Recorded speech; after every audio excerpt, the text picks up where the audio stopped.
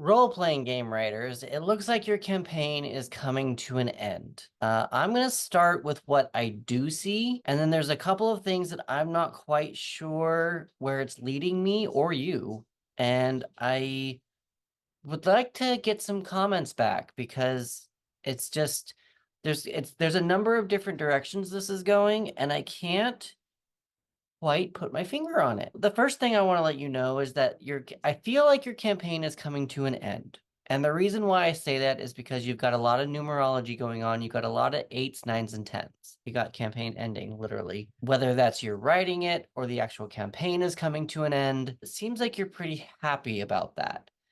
And you're not quite sure where to put your emotions about it. There's something that's been uncomfortable with this campaign. There's just a sense of relief that it's ending. Now I'm going to get into the stuff that I'm not quite sure what's happening here. It seems like this has been a long road, a long story, a long campaign, and it's probably why you've been uncomfortable. It's also probably why you don't have a second wind. You don't have any more fight left in you. There's a part of me that wants to go slow down. You've got the Eight of Wands here, and it's in reverse. Based on all these other cards, though, I almost feel like that's what you're looking forward to, is slowing down, not necessarily slowing down in the campaign. I read it at first that to slow it down in the campaign because maybe there needs to be something added to, like a scene added in order to get to the ending. But based on the Ten of Cups being happy, you have a Page of Cups, which is learning how to control their emotions. You are still unhappy, like I said, with the Nine of Pentacles reversed, and you've also got the Nine of Wands reversed. So it just kind of feels more like you might be looking forward to things slowing down. See, it feels like the players are taking more control than you thought that they would, is what it kind of feels like to me. You've got the Devil reversed. And what I want to look at with the devil is that you've got your game master here with the players and they're chained up. But since yours was reversed, it just kind of feels like let loose a little bit. I do have temperance reversed. What really got me about this card was the toe dipping. I wrote toe dipping down. If you look at the card this way, you've got her toe sticking out. And I wrote down toe dipping. And because it's reversed, maybe you're not toe dipping in something. The last two cards are the ones that really are confusing me a little bit, is that you've got the Two of Swords and the Seven of Swords. Now, the reason why these are a little confusing to me is because it seems like you have a decision to make, and you also have to be sneaky. Like I said, there's a number of different ways that this is probably going. Like with this, probably one of your players was sneaky on you and did something different. And this is probably telling you to let your players do what your players are going to do. I did get a ping about like a player wanting to leave. And you're trying to keep them in the game until it ends. I'm kind of going all over the place, so I'm not sure exactly what I'm saying here, to tell you the truth. I'm going to give you some keywords here from that's on the cards that might help. Animal handling, the familiar, fish out of water, campaign's end. You got campaign ending, literally. Rapid shot, the grog hard. Oh, I'm sorry, grognard. Blinded blade master, the sneak thief, create water, and second wind. Feels like there's been a little bit of a battle in this um in this campaign, which is probably why you're not comfortable with how it's ending. The strength card is coming up, and I like to think of that as making friends with your anxieties, your inner animal. It feels like this campaign did not go as you planned. And again, like I said, this decision or someone's being sneaky, maybe you're being sneaky. I'm wondering if there's a way how you can sneak in an ending. I did play a role-playing game before where we were all kind of tired of the game, the master and the players, and I used a card and was like, this is what happens. And the game master was like, and the game's over. The numbers you want to pay attention to are 8, 9, 1, 10, 8, 15, 2, 7, 14, and 9. Now, if you add all those up, you get 83, and 8 plus 3 equals 11, which is the justice card. So justice is usually like a legal battle, something in the law. So like, again, you've got legal battles with this, with the devil being reversed. You've got them chained up. I'm wondering if there's something that you need to loosen up on with the ending of this campaign.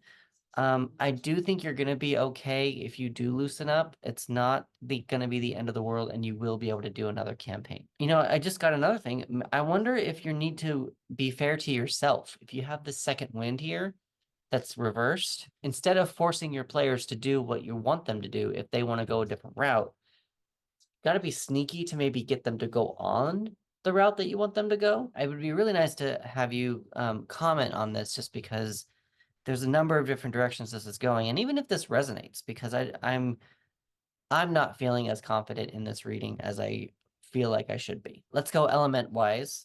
You've got earth, air, fire, and water. Fire is your most prominent element, and fire is creative energy. So we know that you're happy doing what you're doing, writing campaigns and all that kind of stuff. What I want to probably guide you on, what your next steps to do would be to focus more on the water element. What the water element will bring the fire element down. If you take the water element, if you break that down even more, you can find out what the air element is that you need to do with these two cards. Swords are the air element. I know that earth can also put out fire, but because water is made up of air and oxygen, that's why I went that route. In order to access the water, I would really look up Cancer, Scorpio, and Pisces. I got a little bit of a chill there. It's a little bit, not a lot, but a little bit. Cancer, Scorpio, and Pisces are the astrological signs that are associated with water. So that might guide you to a way about how to break things down and find out what these two sword cards are trying to tell you. Colors that I have here are yellow. There's a lot of yellow going on within these cards. And the other color that's kind of hidden, I didn't want to go blue because blue is just like kind of prominent and yellow is very prominent, but I kind of, other color that's kind of like hidden, and again, also associated with your earth element, is brown. Brown on his legs, brown in the arrows. Chicken, turkey, bird. She's got some brown skin. I do pull 3 extra cards for you. And the first one I got was victory, and it was reversed. So it just kind of there, it kind of helps with or matches with the devil letting things go. Maybe someone's losing. It helps with the sneakiness. There is a decision people have to make, some uncomfortableness. So this seems to be matching. I just don't know exactly where it's matching. I got lettuce. I don't know what that means to you, but I got lettuce. And then I also pull one more card. It's your characters are stuck on an elevator. How do they react? I've got one more announcement, but before I go, I do want to remind you to like, subscribe, follow, and share. And my last announcement is that I am starting a writing community called Flow Your Mojo. It's more of a healing community, and it's a space where I want to help writers get more in tune with what they are trying to write, work with their creativity, not on their creativity, get to know their voice, and be more confident as their career grows. So within that, I actually use tarot cards, and I will be guiding you on how to use them to connect more with your intuition. There's a little bit of a teaching element there so that you can add another tool to your writing toolbox. I do also have a marketing option that there are some writing challenges that if you complete those, you can get some free publicity, and we can share and boost you up, and you can get more followers, thus probably increasing your sales. So if you want to learn more all about this, go to the link in my bio, probably maybe even in the description below, and take a look. And if you have any questions, I am more than welcome. I am more than happy to answer them. Currently, right now, it is a 50% off membership for life, but it's only for the first 25 people. Once those 25 spots go, it's gone. And the price is gonna go up. So I think that's all I have for you right now. Please like, follow, subscribe, and share again. And let me know again if this resonated with you, because something wasn't quite connecting even with me. And I just want to know how this resonated with you.